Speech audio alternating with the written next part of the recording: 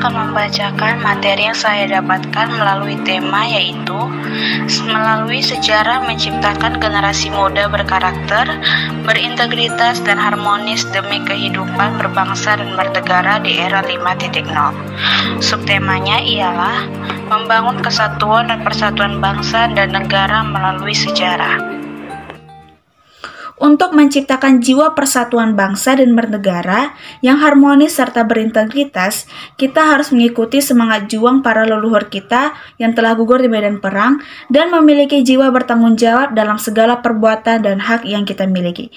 Kita di sini sudah merasakan kemerdekaan dan sekarang kita sudah memasuki era globalisasi, di mana di era ini semua bersifat keterbukaan, akses-akses serta informasi-informasi lebih mudah kita temui melalui teknologi. Hal ini menciptakan mobilitas tinggi dan interaksi tanpa batas, waktu, jarak, maupun negara. Ingat, beda zaman, beda pula tantangan yang dihadapi oleh Indonesia. Kalau dulu, para pahlawan kita memberantas penjajah melalui perang, ini nih tugas kita sebagai pemuda untuk melanjutkan mimpi-mimpi para pahlawan dalam mempertahankan kemerdekaan Indonesia. Ada 5 hal yang perlu kita lakukan dalam mempertahankan kemerdekaan Indonesia sebagai pelajar.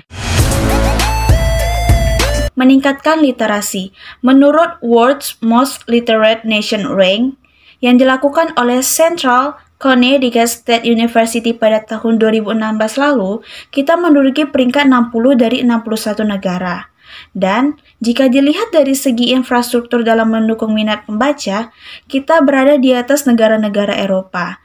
Nah, melalui teknologi ini, kita seharusnya sebagai pemuda bisa memanfaatkan untuk memudahkan kita dalam membaca.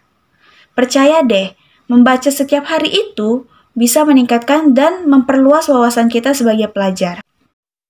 Terbuka dalam menerima berbagai pemikiran dan pengalaman baru.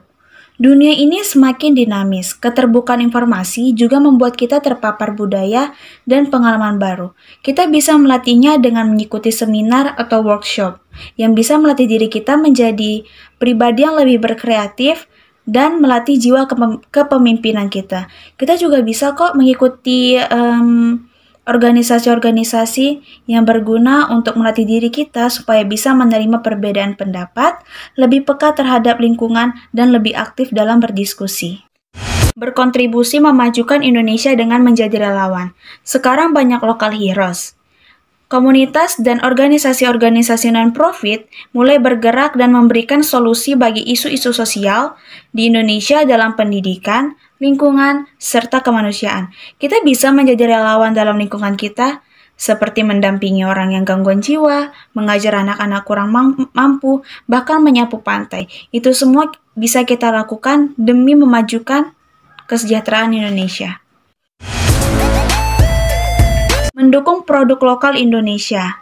Nah, cara lain memajukan Indonesia ialah dengan membeli dan menggunakan produk lokal Indonesia sebagai bentuk dukungan kepada usaha kecil menengah.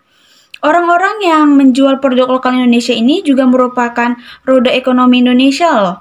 Nah, perlahan jika kita terus melestarikan dan membeli produk lokal Indonesia, kita bisa mendongkrak nilai mata uang rupiah.